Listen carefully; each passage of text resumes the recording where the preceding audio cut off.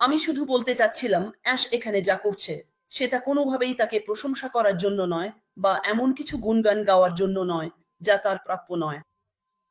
তাই আমি, হ্যাঁ, আমাদের কাছে যে ২ ধরনের নেতৃত্ব আছে, সে সম্পর্কে কথা বলতে যাচ্ছিলাম। একদিকে আছে লেনদেন ভিত্তিক নেতৃত্ব, আরেকদিকে রূপান্তরমূলক নেতৃত্ব। তাহলে যখন আমরা এই ২ ধরনের নেতৃত্ব নিয়ে আলোচনা করব, তখন আপনি অবশ্যই বুঝতে পারবেন আমরা অ্যাশকে কোথায় রাখছি, তাই তো? তো লেনদেন ভিত্তিক নেতা হলেন সেই ব্যক্তি যিনি পুরস্কার ভিত্তিক, বুঝলেন তো? তিনি কেবল ফলাফলের ওপরই মনোযোগ দেন, বুঝলেন তো? লেনদেন ভিত্তিক নেতার কাছে মানুষ কেবল একটি যন্ত্র বা টুলসের মতো, বুঝলেন তো? আপনি জানেন কিভাবে আপনি নিজেই কথা বলতে বলতে পানিশূন্য হয়ে যাবেন। যারা এই মাল্টি লেভেল স্কিমগুলো করেছেন, তারা জানেন আপনাকে কথা বলতে হবে, বলতে হবে, বলতে হবে, মানুষকে বোঝাতে হবে যেন তারা কিছুতে যোগ দেয়। কিন্তু আপনি বুঝে ওঠার আগেই সেটা ব্যর্থ হয়ে যায়। কারণ পরের জন এসে আর কথা বলতে পারে না। আপনি জানেন এখানে যুক্তরাজ্যে ৯ থেকে ৫টা চাকরি বা ১২ ঘন্টার শিফট কিভাবে চলতেই থাকে, চলতেই থাকে, চলতেই থাকে। আপনি দেখেন, আপনি শুধু কারো জন্য বা কোনো প্রতিষ্ঠানের জন্য টাকা আয় করার একটা যন্ত্র মাত্র, তাই না? কিন্তু এখানে আঁশ যেটা করছেন, সেখানে একটু ভিন্ন কিছু আছে। আঁশ পুরোপুরি রূপান্তরমূলক নেতৃত্ব নিয়ে কাজ করেন। কেন? পার্থক্যটা কি? কারণ তিনি পুরোপুরি মূল্যবোধের ওপর ভিত্তি করে নেতৃত্ব দেন। তার নেতৃত্বের ধরনটাই মূল্যভিত্তিক। আমি আমার মানুষের জন্য মূল্য নিয়ে আসতে চাই। তিনি মানুষের ওপরই ফোকাস করেন, কারণ মানুষই উদ্দেশ্য। এই কাজটি করার মূল উদ্দেশ্যই হচ্ছে মানুষের জীবন বদলে দেওয়া। কার জীবন? মানুষের জীবন, মানবজাতির জীবন, মানবতাকে উন্নীত করা। এটাই পার্থক্য। রূপান্তরমূলক এই অর্থে যে আমরা জানি আমরা আমাদের জীবনে স্বপ্ন আর কল্পনা নিয়ে বেঁচে থেকেছি, এসব নিয়ে দিন কাটিয়েছি, কিন্তু কখনোই জানতাম না কিভাবে এগুলোকে বাস্তবায়ন করব, কিভাবে এগুলোকে দুনিয়ার সামনে তুলে ধরব। এসবই আমাদের অজানা ছিল। কিন্তু তারপর আসে এমন একটি সুযোগ, যেমন আজকের এই সুযোগ, যেখানে অ্যাশ যা করছেন, তিনি আমাদের সবার কথা ভাবছেন, বিশেষ করে সাধারণ মানুষের কথা। সেই ছোট্ট মানুষটি, যে বাড়িতে থাকে, যে ভেবেছিল আমি কোনোদিন পারবো না, আমি কোনোদিন সেখানে পৌঁছাতে পারবো না। বুঝতে পারছো? এটা আমাকে মনে করিয়ে দেয় ২ বছর আগের কথা। সম্ভবত কোনো এক নারী দিবসে আমরা রুয়ান্ডার এক ছোট্ট মেয়ের কথা শুনেছিলাম, গ্রামীণ রুয়ান্ডায়, যে সত্যিই আইটি করতে আগ্রহী ছিল। তুমি জানো, সে আইটি প্রযুক্তিতে যেতে চেয়েছিল, কিন্তু তার তার মা বলেছিলেন, না, এটা তোমাদের মতো মানুষের জন্য নয়, এটা শহরে যারা থাকে তাদের জন্য, এটা তাদের জন্য যাদের টাকা আছে, যাদের এরকম আরো অনেক কিছু। কিন্তু তারপরও এই মেয়েটি লড়াই চালিয়ে গেছে। কতজন মানুষ আছে যারা কোনো নির্দিষ্ট পেশা অনুসরণ করতে মরিয়া, কিন্তু পারে না কারণ তাদের সেই সুযোগ নেই? কতজন মানুষ আছে যাদের সেবা, পণ্য আর নানা জিনিস আছে, নিজেরাই বানায়, যা তারা সারা বিশ্বের সামনে আনতে চায়, কিন্তু পারে না, হয়তো প্রযুক্তি তাদের নাগালের বাইরে, অথবা খুব ব্যয়বহুল, অথবা জটিল, অথবা শুধু বড় বড় লোকদের জন্যই তৈরি, বুঝলে? কিন্তু আশ আলাদা, কারণ সে এখানে এসেছে যেন তোমাকে সেই অনুভূতি দিতে, যেভাবে অন্যরা অনুভব করে, যেভাবে উপরের স্তরের মানুষরা অনুভব করে। বুঝলে? আশ এখানে এসেছে আমাদের জানাতে যে ওই শীর্ষস্থান, যেটাকে সবাই টপ বলে, সেটা সবার জন্যই। তাই যখন আশ প্রস্তুত এবং বিশ্ব জানে আমরা কি করছি এবং তারা সেটা দেখে, ছুঁয়ে দেখে, অনুভব করে, তখন সেই শীর্ষস্থান খুলে যাবে এবং পুরো ব্যাপারটাই এক হয়ে যাবে। কারণ সবাই একই প্ল্যাটফর্মে দাঁড়িয়ে থাকবে, বুঝলে? লেনদেন ভিত্তিক নেতৃত্ব জিজ্ঞেস করবে, তুমি আমার জন্য কি করতে পারো? আজ তুমি কি করেছো? আমি মনে করি কখনো কখনো আমরা কাজে যেতাম, বিশেষ করে যখন আমি ছাত্র ছিলাম। তুমি যা কিছু করছো সবই করো, আর যখন শেষ করো, তখন যিনি তোমাকে মেন্টর করছেন তিনি চারপাশে তাকিয়ে দেখেন কিছু করার নেই। তখন তিনি তোমাকে বলবেন দিয়ে পরিষ্কার পরিচ্ছন্নতা করতে, আশেপাশে গুছিয়ে দিতে, যেগুলো আসলে অন্য কারো কাজ, কারণ তোমাকে সবসময় কিছু না কিছু করতে হবে, বুঝলে? কিন্তু রূপান্তরমূলক নেতৃত্ব বদলে আমি কিভাবে তোমাকে বাড়তে সাহায্য করতে পারি? ওটা, একজন রূপান্তরমূলক নেতা সেই ব্যক্তি যিনি জানেন যে প্রত্যেকেই কিছু করার সম্ভাবনা নিয়ে জন্মেছে। প্রত্যেকেই কিছু না কিছু নিয়ে আসে, যা টেবিলে রাখার মতো। কেউই আলাদা হয়ে আসেনি। এই কারণেই আমরা যতজনই হই না কেন, এই পৃথিবীতে প্রতিটি মানুষই অনন্য। যদি তুমি স্বাস্থ্য সেবায় থাকো, দেখবে অন্য ক্ষেত্রেও একই নিয়ম চলে। তারা প্রতিটি রোগীকে একজন অনন্য ব্যক্তি হিসেবে বিবেচনা করবে, কারণ তোমার জন্য 2 জন রোগীর জন্য একটাই স্বাস্থ্যসেবা প্যাকেজ কখনোই সবার জন্য মানানসই হয় না। প্রত্যেকের অনন্যতা সত্যিই অনন্য, আমার মনে হয়। আর আমি শুধু বলতে চাই, আশা করি আমি ঠিকঠাক বোঝাতে পারছি, বন্ধুরা। তাহলে আমি জানতে চাই, কখনো কি এমন কোনো বস বা নেতা পেয়েছো যিনি শুধু তোমার কাজের ফলাফল নিয়ে ভাবতেন, আরেকজন ছিলেন যিনি তোমাকে একজন মানুষ হিসেবে গুরুত্ব দিতেন? বুঝতে পারছো তো? চলো এটা নিয়ে একটু আলোচনা করি। যদি তোমার কিছু শেয়ার করার থাকে, যেটা হয়তো তুমি শেয়ার করছো না, কারণ আমি তোমাকে বলছি বলেই নয়, বরং অন্যরা আমাদের কথাগুলো থেকে কিছু শিখতে পারবে বলেই। বুঝতে পারছো তো? আর যখন তুমি যা কিছু শেয়ার করো, সেটা আমার এখানে বলা কথাগুলোর পরিপূরক। আর এটাই আসলে কথাগুলোকে শক্তি আর গুরুত্ব দেয়, যাতে কেউ পাশ দিয়ে যেতে যেতে বলে, ঠিক আছে, উনি যা বলছেন, যারা উনাকে দেখছেন তারাও উনার সাথে একমত, মানে কথাগুলো যুক্তিসঙ্গত। তাহলে দাঁড়িয়ে একটু ভালোভাবে দেখি, ঠিক তো? বুঝতে পারছো তো? তাহলে চল এমন একজন শিক্ষকের উদাহরণ নেই, যিনি বা বা একজন মেন্টর, যিনি একটা দলকে গাইড করেন এবং শেষ পর্যন্ত তাদের নিজেদের কমিউনিটিতে বা কোনো নির্দিষ্ট ইন্ডাস্ট্রিতে এক শক্তিশালী অবস্থানে নিয়ে যান। এই ব্যক্তি, এই মেন্টর যদি চলে যান বা হয়তো মারা যান, তখন কি হয়? তারা যে উত্তরাধিকার রেখে যান সেটা টিকে থাকে। উত্তরাধিকারটা টিকে থাকে। আর সেটা কোথায় টিকে থাকে? এটা টিকে থাকে সেই মানুষগুলোর মধ্যে, যাদের এই ব্যক্তি গড়ে তুলেছিলেন। কোনো গাছ বা যাই হোক, কোনো কাঠামো বা সিস্টেমের মাধ্যমে নয়, এটা টিকে থাকে সেই মানুষগুলোর মধ্য দিয়েই। শব্দের জন্য দুঃখিত, আরো কিছু শব্দ শুনতে পাবো, কিন্তু চলুন আমরা এগিয়ে যাই সবাই। আমি সত্যিই আশা করি এটা বোঝাতে পারছি, এবং আমি সত্যিই জানতে চাই এই বিষয়টা নিয়ে তোমাদের কি মনে হয়। চলো সবাই মিলে এটা নিয়ে আলোচনা করি, যাতে আরো পরিষ্কার হয়।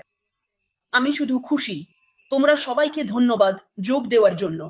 আমি তোমাদের মন্তব্য স্ক্রিনে দেখাতে পারছি না, কারণ আমি যখন একা থাকি তখন সত্যিই এলোমেলো হয়ে যাই, কারণ মনে হয় শুধু স্ক্রিনের দিকেই তাকিয়ে থাকতে হবে, আমাকে শুধু স্ক্রিনে মনোযোগ দিতে হয়। তাই আমি একটু কষ্ট পাই, মানে একসাথে অনেক কিছু করতে পারি না। কিন্তু চলুক এভাবেই সবাই। আমার মনে হয় তবুও ঠিক আছে, তাই তো? তো আমি নেতৃত্ব নিয়ে কথা বলছিলাম। নেতৃত্ব, নেতৃত্ব। তাই আমি শুধু জানতে চাই, হয়তো তোমার মনে, বা যদি শেয়ার করতে আপত্তি না থাকে, তুমি কাকে গড়ে তুলছো? আজ তোমার নেতৃত্বের সাথে কার ভবিষ্যৎ জড়িত, তাই তো? অথবা তোমার কোনো পরিকল্পনা আছে? এ ধরনের বিষয় শেয়ার করি চল। অনেক সময় তুমি শেয়ার করো না কারণ তুমি শুধু, এটা কোনো আনুষ্ঠানিকতা নয়, বরং তুমি শেয়ার করো অন্যদের অনুপ্রাণিত করতে। কারণ এমন অনেকেই আছেন যারা কিছু করছেন, কিন্তু তারা নিশ্চিত নন যে এটা নেতৃত্ব, এটা পরামর্শদাতা হওয়া, এবং তারা কারো জীবন বদলে দিচ্ছেন, যা তাদের যেখানেই থাকুক না কেন প্রভাব ফেলবে। তাই শেয়ার করা আসলে যত্ন নেওয়া। যেমন আমরা বলি, এটা শুধু শিশুদের ব্যাপার নয়, সত্যি বলছি, শেয়ার করা মানে যত্ন নেওয়া। এবং এই বিষয়ে আমরা যেটা বিশ্বাস করতে চাই, তা হলো মানুষ গড়ে তোলা বিশ্বাস তৈরি করে, এটা আনুগত্য ও টেকসিতা নিয়ে আসে।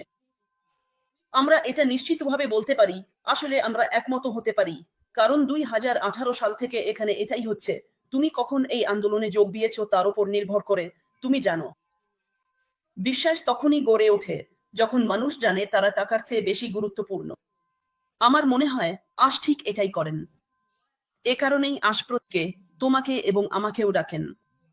তিনি তোমাকে ভাই বলে ডাকেন, তিনি আমাকে বোন বলে ডাকেন, তিনি আমাদের বন্ধু বলে ডাকেন। আমার নাম আশমুফারে, আমি তোমার বন্ধু, তুমি জানো। তাই এ কারণেই আশের মতো কেউ। তুমি যদি সেখানে বসে সারাক্ষণ মন্তব্য করো আর ভাবো যে আশ সেটা খেয়াল করছেন না, আমি তোমাকে নিশ্চিত করে বলতে পারি, একদিন আশ তোমার সম্পর্কে এমন কিছু বলবেন যা তুমি নিজেও অবাক হবে। কারণ আমি নিজে বহুবার এই ধাক্কা খেয়েছি। কথা বলতে চাইলে সে থামিয়ে দেয়, বলে, তুমি এই ব্যক্তির সঙ্গে এটা করেছিলে, এটা বলেছিলে, ওটা বলেছিলে, আরো বলেছিলে, সবাই এটা করে না। সে ইচ্ছা করেই এটা করে। সে জানে এটা অনুপ্রেরণাদায়ক, এটা মানুষকে উচ্চতর করে তোলে। এতে তোমার মনে হয় বড় মানুষ ছোট মানুষের মধ্যে যে দূরত্ব, সেটা কমে যায়। আমরা আফ্রিকায় একে এভাবেই বলি, তুমি জানো ওই বড়, ওই ফাঁকটা, মানে বস আর ছোট মানুষের মধ্যে যে দূরত্ব, সেটা যেন মনে করিয়ে দেয়, শোনো আমি বস হলেও সেটা শুধু এই কারণে যে আমি এই আইডিয়াটা শুরু করেছিলাম, কিন্তু তুমি আমার সঙ্গে অংশীদার হয়ে একসঙ্গে এগিয়ে গেলে আমরা বন্ধু হতে পারি, আমরা পরিবার হতে পারি, আমরা একটা টিম হতে পারি। আর এটাই এই সাফল্যের আসল কারণ। এটাই তো এতদিন ধরে ছিল না, জানো তো? নেতারা যারা তোমার মূল্য আগে দেখতে পায়, তাদের প্রতি বিশ্বস্ততা আসে, জানো তো?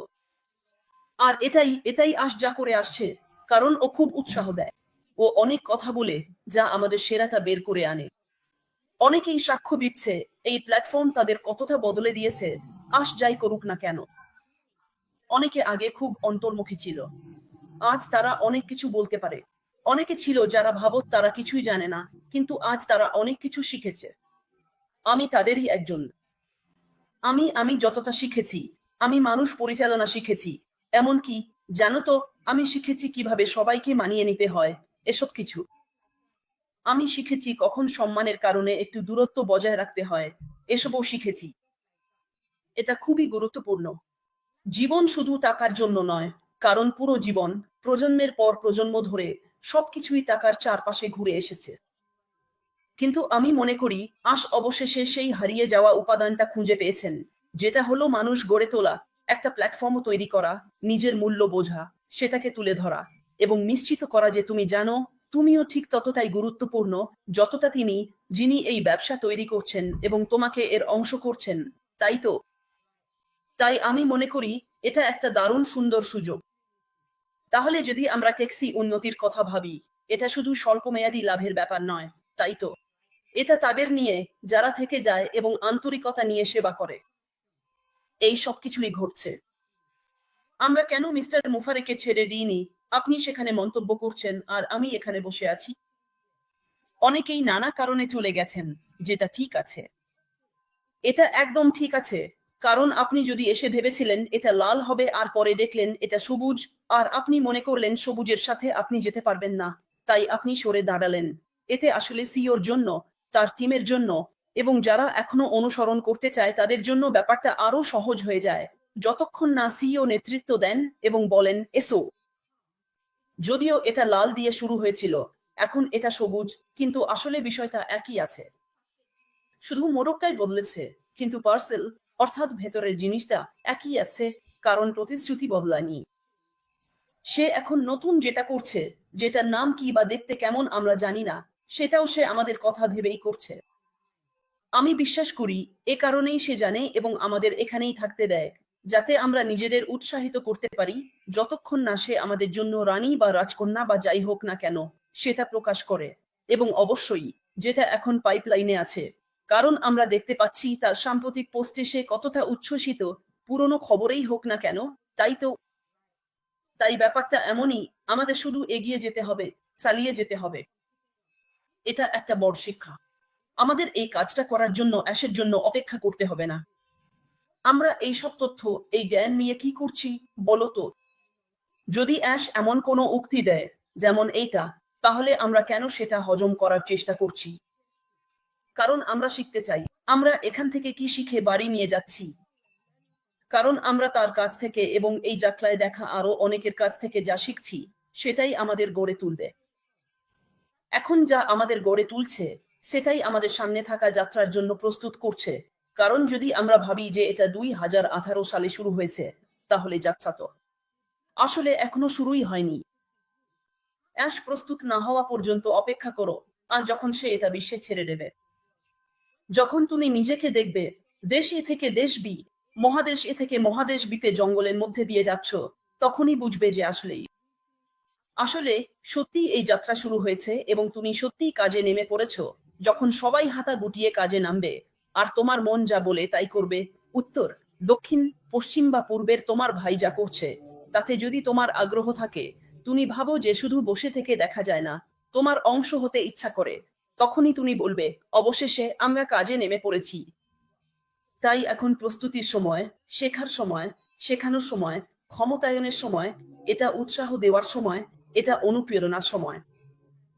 চলো এখান থেকে এক বা দুইটা বিষয় বেছে নিই, কারণ এটা অনেক দূর পর্যন্ত যাবে, জানো তো?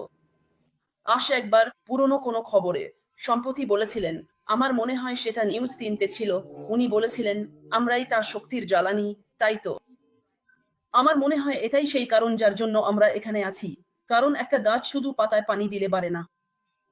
এটা বাড়ে যখন তুমি শিকড়কে যত্ন করো, তাই তো? এটা শিক থেকেই আসতে হবে। তাহলে আমরাই সেই শিকড়, যার ওপর আঁশ ভিত্তি গড়েছেন, বুঝলে? কারণ তার আর পেছনে ফিরে যাওয়ার কোনো উপায় নেই, আর বলারও সুযোগ নেই। চলো, আমি ফিরে যাচ্ছি। কারণ সে এমন শিকদের ওপর দাঁড়িয়ে আছে যেগুলো মাটির অনেক গভীরে, ট্যাপ রুটের মতো। আর আমরা যে শক্তি তাকে দিচ্ছি সেটা ইতিবাচক শক্তি। কিন্তু আমরা সবাই নিজেদের ভালো করেই চিনি, বুঝলে? তাই আমি জানি, আমাদের দেখানোর কিছু নেই যে আমি মনে করি আমি জানি আমি কে। কিন্তু তুমি নিজেই জানো, আজ তোমার থেকে যে শক্তি নিচ্ছে সেটা ইতিবাচক কিনা। তাহলে বুঝে নাও, সেটাই তাকে এগিয়ে নিয়ে যাচ্ছে। তাই তো? তাই চল আমরা যা করছি তা চালিয়ে যাই। চল আমরা সমর্থন দিয়ে যাই। আমি শুধু খুশি কারণ আমরা তাদের জন্য অনুভব করি যারা হঠাৎ করে এতে ঢুকে পড়েছিল।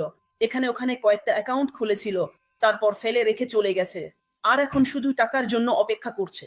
তারা পুরো ব্যাপারটাই মিস করে ফেলতো, কারণ আনন্দটা তো এই যাত্রাতেই, বুঝলে? যখন তারা প্রস্তুত হবে, তখন তুমি টাকার কথা বলছো, তুমি সেটা দিয়ে কি করবে?